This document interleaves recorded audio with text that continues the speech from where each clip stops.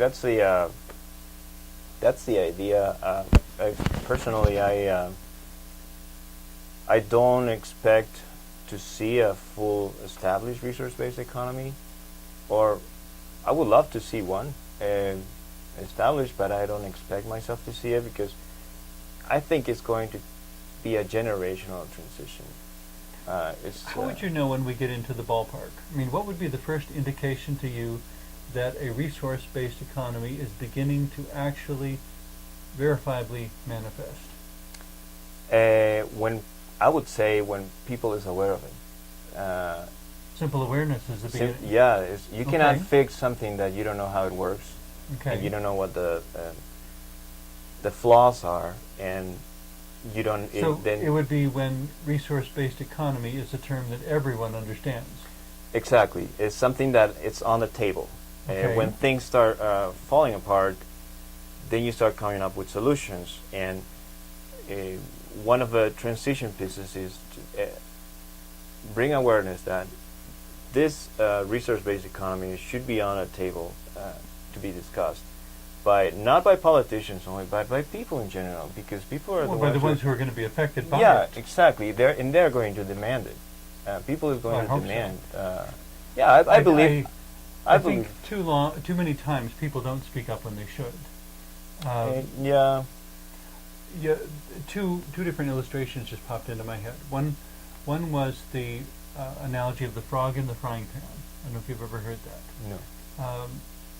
I'm not a scientist, so I haven't tested it. I don't really want to. But I was told that if you put a live frog in a frying pan and turn the heat up slowly enough, the frog will not jump out, and it will be literally cooked alive with no lid on the pan. And the analogy being that in any society, if you change things slowly enough, the people won't object, and they'll allow for catastrophic changes to take place. And that's where, to me, what would protect the frog, or us in this case, is their own vigilance, to pay attention to what the temperature is. And even if it's not much worse than it was 5 minutes ago, to know at what point it's crossed the line and it's no longer safe and it's time to put a halt to this. Not just to let it happen. That's something. There's something related to that. There was a scientific research, probably on the opposite end of what you just mentioned, that a person it was a person attached to some current, electrical current, and they were raising the current, and there was another group of people who were attached to the current, but they had the stop button. Okay. So the people who had the stop button could actually support more current, more voltage than the ones that couldn't. So because they weren't being affected by what they were doing. Well, because they had the stop button. The other ones didn't have the stop button. Because so they wanted knew to stop. that they had a way of coping, they could tolerate a greater challenge than the people who felt they had no way of dealing with it. Exactly. So the reason why I bring that is, if you know that this resource-based economy is something that we can actually look for in the future, that will be probably our stop button. People will deal with the struggles. The whole point of knowing you can cope. Yeah. And to that extent, if we can get to a world where we can depend upon each other, it seems to me there's a lot more incentive for sharing the resources.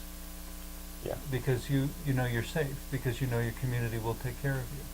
Exactly, and that's one of the bases of a resource-based economy, that we're managing resources and we're all looking after.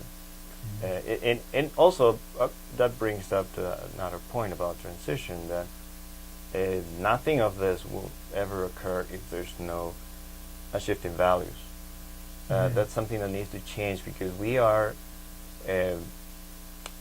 have distorted values right now because of the economic incentives we have now. It's like one example that was brought up. If you bring a tribe from the Amazons or from the Amazon to New York City, they would not know how to behave.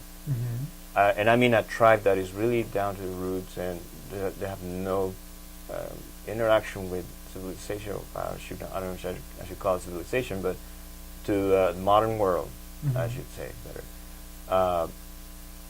If you put them in the middle of New York City, like, they wouldn't know how to behave. They don't know what elevators are. Okay. They would probably wonder, why are you living up high in those high rises?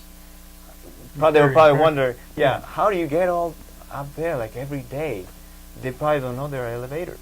Okay. You know, so we don't know how to behave in a resource-based economy because we still have these values. And to change values don't happen in 1 year, in 2 years. They happen through a long process, mostly generations after generations. I probably would consider my parents, the way that my parents dressed 40 years ago when they were like in their 20s, I would not dress the same way. But that didn't change in 5-10 years. That changed. But this is different from the analogy I just gave of the frog in the frying pan, because I was referring to things going bad or things becoming unhealthy.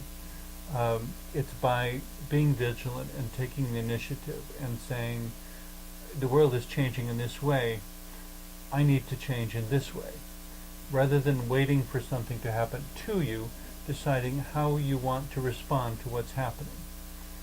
You know, so that the person from a less developed place going to a more developed place, instead of saying this is bad or this is wrong or I don't understand, to simply say it's time for me to learn. And rather than be victimized by my circumstances, I'm going to take the initiative and learn.